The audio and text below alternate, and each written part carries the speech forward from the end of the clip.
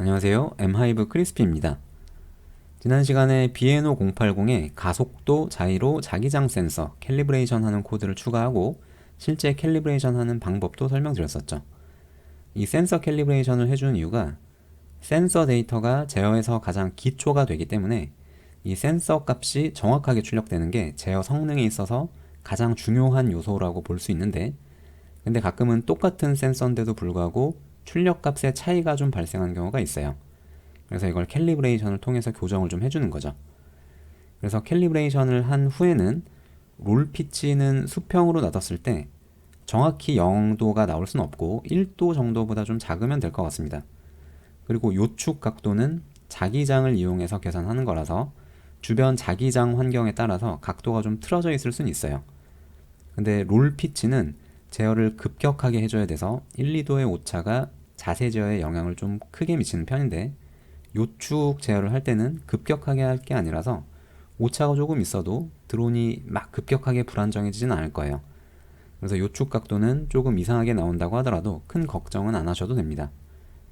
앞으로 드론 비행 제어할 때 비에노 080의 각도랑 또 ICM 20602의 각속도 데이터를 같이 사용한다 그랬죠.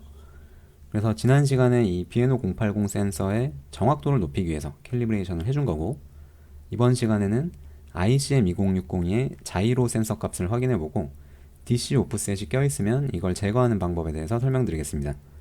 오늘은 할 게 별로 없어서 금방 끝날 거예요. 또 미리 촬영을 좀 해놨고요.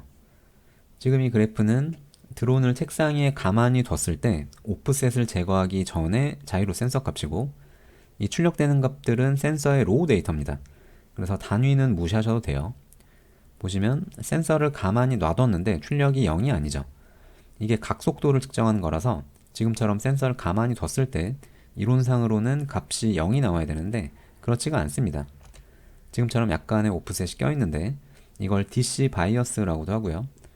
그래서 이렇게 오프셋이 껴있는 상태에서 바로 제어를 하면 드론이 한쪽으로 계속 흐르는 현상이 발생할 수도 있습니다. 그리고 지금 영상은 그 오프셋을 다 제거한 후에 다시 가만히 놔뒀을 때 출력이고, 보시다시피 세 축이 다 0이 잘 나오고 있죠. 센서 값이 1, 2씩 이렇게 튀고 있는데 이거는 각속도 단위로 변환하면 아주 미세한 수준이라서 무시하셔도 됩니다. 그래서 지금처럼 오프셋을 제거를 해주는 게 좋은데, 제거하는 방법은 사실 별거 없어요. 원래 센서 값에서 아까 그 오프셋만큼 계속 빼주기만 하면 됩니다.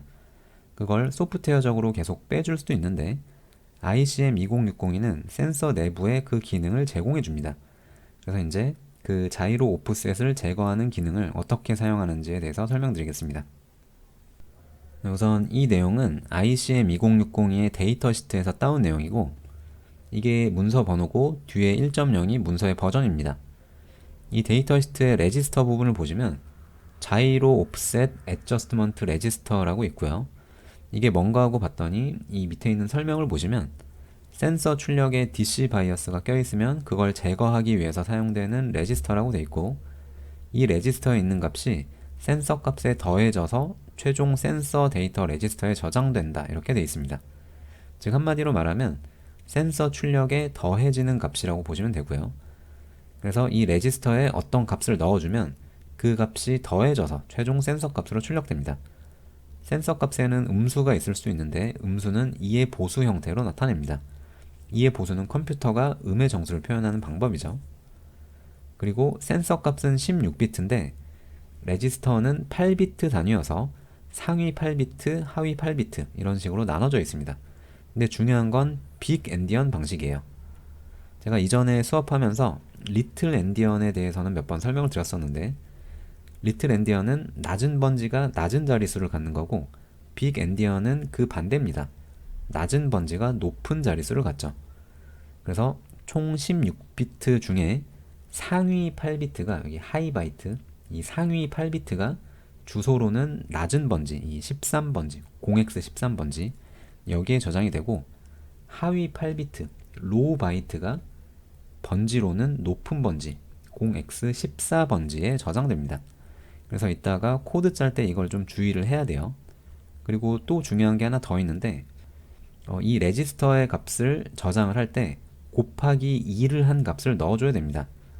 예를 들어 이제 책상에 가만히 놔뒀을 때 센서 값이 마이너스 10이 나왔다면 이 레지스터에 10을 넣어주면 이제 이게 더해지니까 출력이 0이 되겠죠. 그래서 레지스터에 10을 넣어주는 게 아니고 2를 곱한 20을 넣어줘야 됩니다. 이건 왜 그런지 데이터 시트를 찾아봐도 설명이 없더라고요. 그래서 정확한 이유는 찾지는 못했고, 이거는 정말 그런지 이따가 코드 작성할 때 한번 확인해 보도록 하겠습니다. 좀 전에 설명드린 게 X축의 자이로 옵셋 애저스먼트 레지스터의 설명이었고, 이 내용은 Y축의 그 레지스터 설명이고, 내용은 X축이랑 같고 주소만 다릅니다. 0x15, 0x16번지고, 그리고 이거는 Z축에 대한 설명이고 또 내용은 같고 주소가 또 다릅니다. 0x17, 0x18 이렇게 돼 있죠. 그래서 결론은 먼저 각 축의 오프셋을 확인한 다음에 거기에 부호를 바꾸고 또 2를 곱해야 되니까 그냥 마이너스 1을 이렇게 곱해주면 되겠죠. 그래서 X축 계산한 이 결과의 상위 8비트를 0x13번지에 저장하고 하위 8비트를 0x14번지에 저장합니다. Y축, Z축도 똑같이 반복하는데 저장하는 주소가 달라지죠. 근데 주의해야 될 건 이 값은 센서 내부에 레지스터에 넣는 값이라서 센서의 전원을 뺐다 넣거나 리셋을 하면 값이 다 0으로 초기화돼 버립니다. 그래서 리셋할 때마다 그 오프셋 값들을 다시 이 레지스터들에 넣어줘야 돼요. 비에노 080 같은 경우는 내부에 플래시가 있어서 그 플래시에 저장을 하니까 리셋을 해도 결과가 저장이 되어 있는데 이건 그게 좀 다르죠. 그리고 부호에 주의해서 넣어주면 되고 밑에 있는 두 가지는 아까 설명드렸습니다.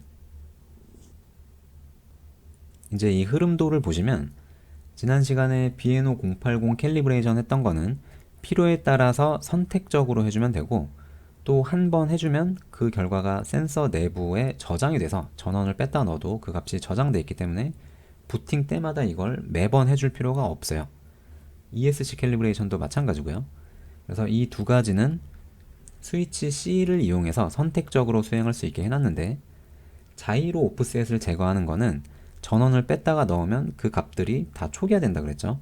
그래서 선택적으로 하는 게 아니고 매번 부팅할 때마다 해줘야 됩니다. 그래서 그거는 장치 초기화하는 부분, 이 부분에 추가해주면 될 겁니다. 그래서 설명은 이렇게 마치고 실제 오프셋을 한번 확인해보고 그걸 아까 오프셋 제거하는 레지스터들을 이용해서 제거도 해보도록 하겠습니다.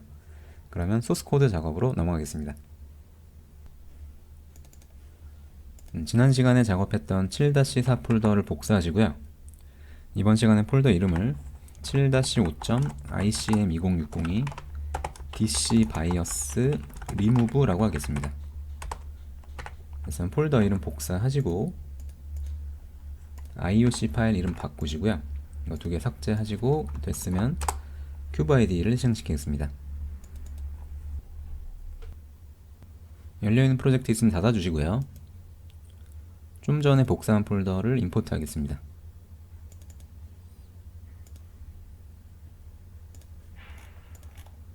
자, 7-5 폴더죠. 됐으면 피니시 하겠습니다. 임포트가 다 됐으면 이번 시간엔 큐브 MX로 설정할 게 없으니까 바로 main.c 파일을 열어보겠습니다. 밑으로 쭉 내리시고요.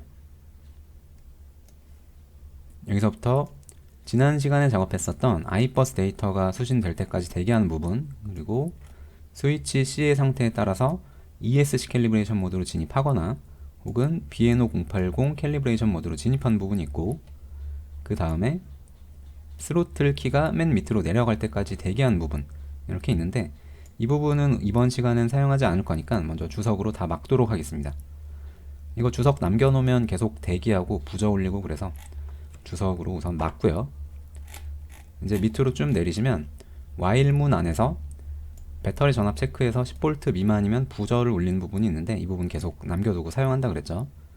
이 부분 남겨두시고 그 밑에 비에노 080 데이터 수신하고 또 커터형 계산해서 각도 변환하는 부분이 있는데 이 부분도 사용하지 않을 거니까 먼저 주석으로 막겠습니다. 이제 ICM2060의 자이로 센서 값에 오프셋이 얼마나 껴있는지를 확인해 봐야 되니까 이 밑에 있는 이 부분의 주석을 먼저 해제하시고요. 이 안에서는 ICM2060의 데이터가 준비됐는지를 확인하고 준비가 돼 있다면 이 안으로 들어와서 자이로 데이터를 받아서 각속도 단위로 변환을 하고요. 이 밑에서는 그 값들을 출력하죠. 저희는 각속도가 아니고 센서 로우 데이터에 오프셋이 얼마나 껴있는지를 확인해야 되니까 이 변수에 들어있는 값들을 그대로 출력해보면 될 것 같습니다. 그러면 바로 이거 다운로드해서 출력 값들을 확인해 보도록 하겠습니다. 다운로드 하겠습니다.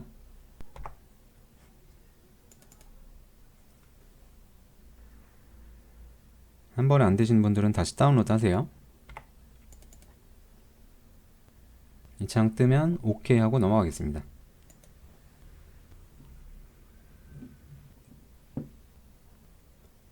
다운로드가 다 됐고 실행시켜 보겠습니다.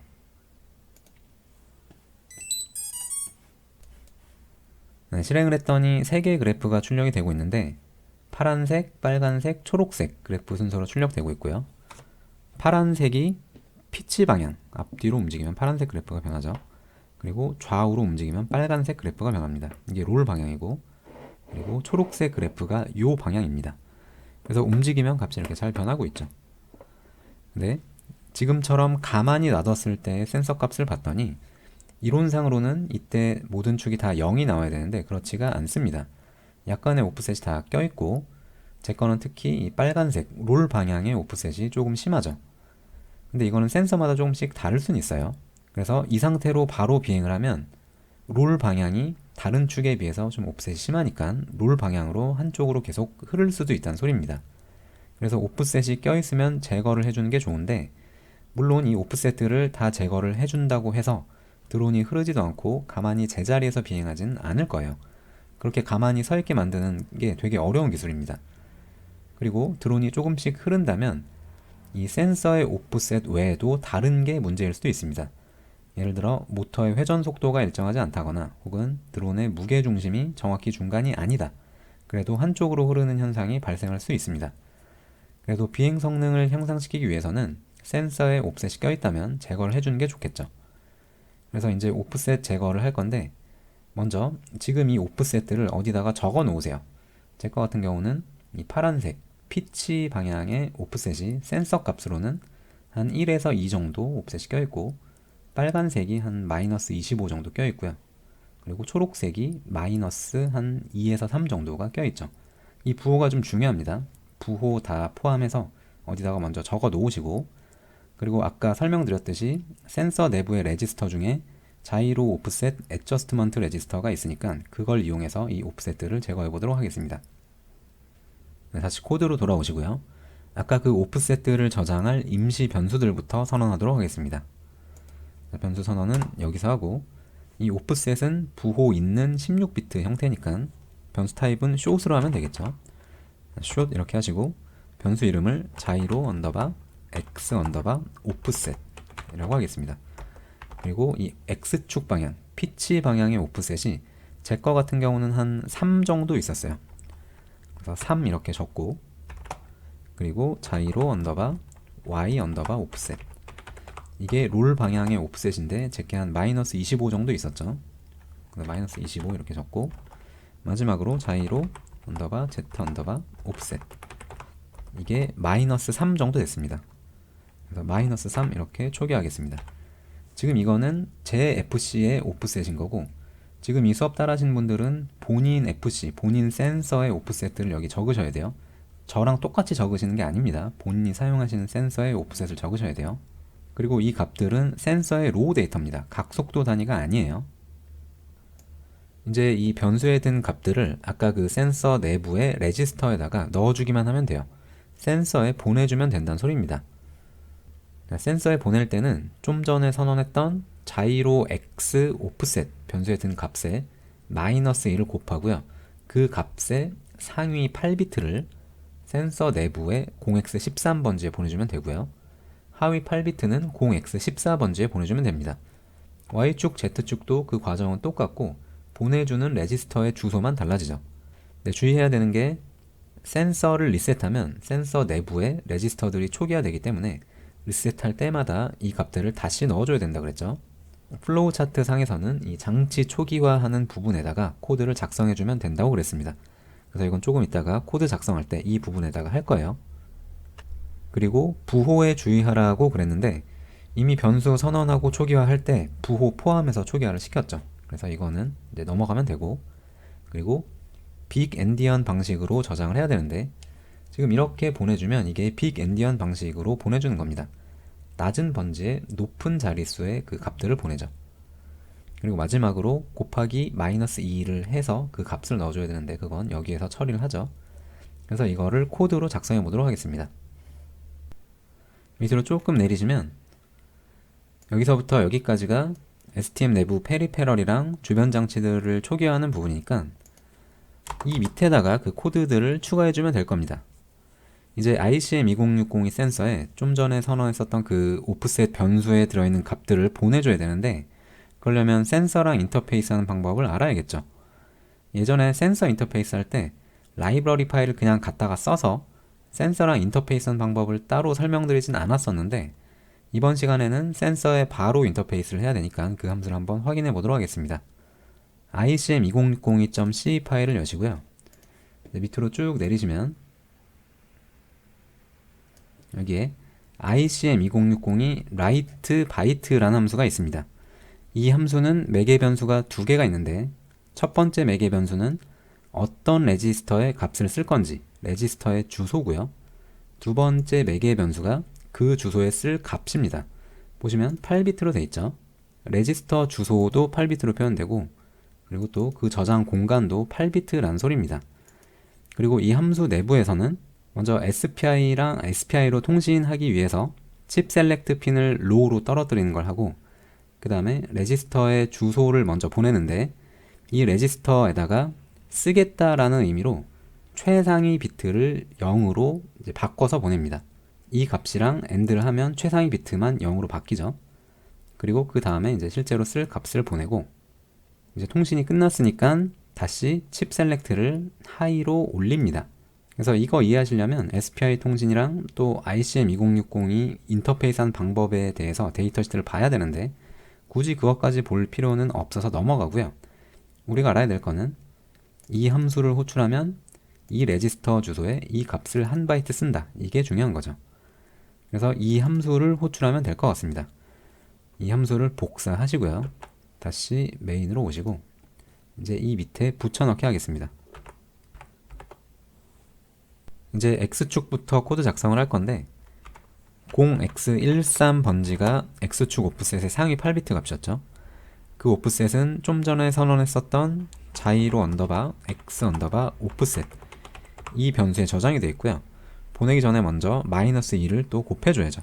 그래서 곱하기 마이너스 2를 해주시고 이 결과에 상위 8비트를 보내야 되니까 이 값을 우로 8비트 시프트 시킵니다.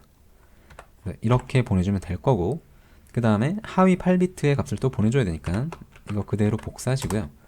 밑에 붙여넣기 하시고 하위 8비트의 값은 주소로는 0x14였습니다. 그리고 하위 8비트를 보내려면 이 우로 8비트 시프트 하는 거를 빼주면 되겠죠. 자, 이렇게 해주면 X축 오프셋이 코드 작성이 끝난 거고 Y축, Z축은 똑같이 하시고요. 이 부분 그대로 또 복사하시고 밑에 붙여넣기 하시고 번지가 우선 달라지죠. 15, 16번지가 될 거고 그리고 변수가 X가 아닌 Y가 되겠죠. 자, 이렇게 하시면 되고 Z축은 17, 18이 되고 변수만 Z로 바꿔주시면 될 겁니다. 자, 이렇게 하면 코드 작성은 끝이에요. 그리고 이 값들은 레지스터에 한 번만 넣어주면 그 다음부터는 이 값이 더해져서 출력된다 그랬죠. 그래서 이걸 반복 수행하는 게 아니고 while문 들어가기 전에 한 번만 수행해주면 됩니다. 그럼 이제 이렇게 했을 때 오프셋이 잘 제거가 되는지 한번 확인해 보도록 하겠습니다. 다운로드 하겠습니다.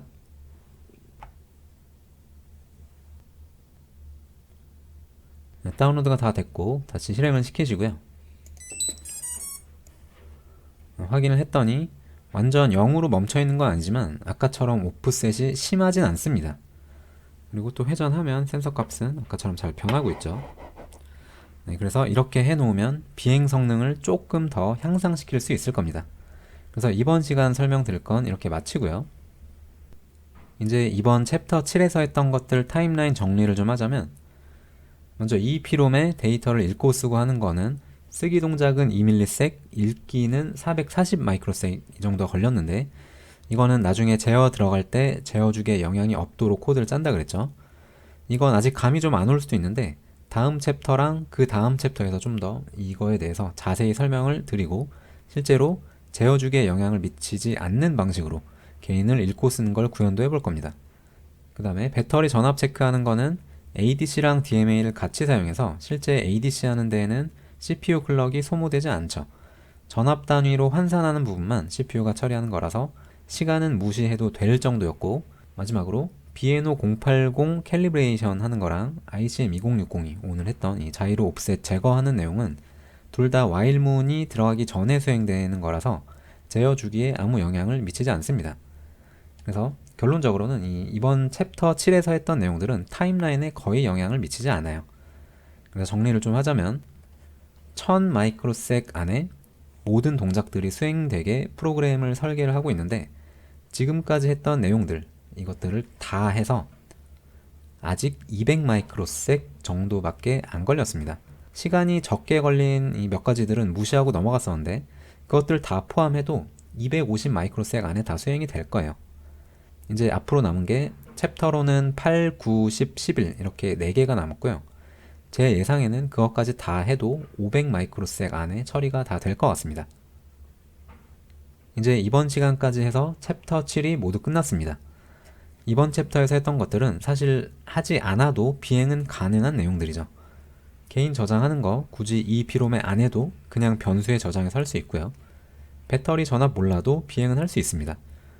캘리브레이션 안 하면 드론이 한쪽으로 좀 치우쳐서 흐르는 현상이 발생할 수도 있긴 한데 그거는 조종기에 트림을 줘서 해결할 수도 있고 아니면 조종으로 해결할 수도 있죠. 그래서 이번 챕터에서 했던 것들은 어떻게 보면 좀 부가적인 기능들이었고 그래도 이거를 해 놓으면 비행에 좀 더 도움이 되긴 할 겁니다.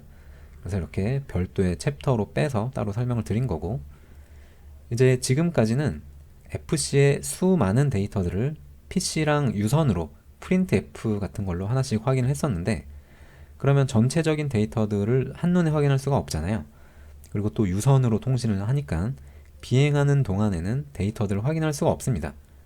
그래서 이제 다음 챕터 8에서는 우리는 무선 텔레메트리 모듈을 가지고 있으니까 이걸 FC에 연결해서 드론이 비행 중일 때도 데이터들을 무선으로 PC로 보내서 확인할 수 있도록 구현할 겁니다.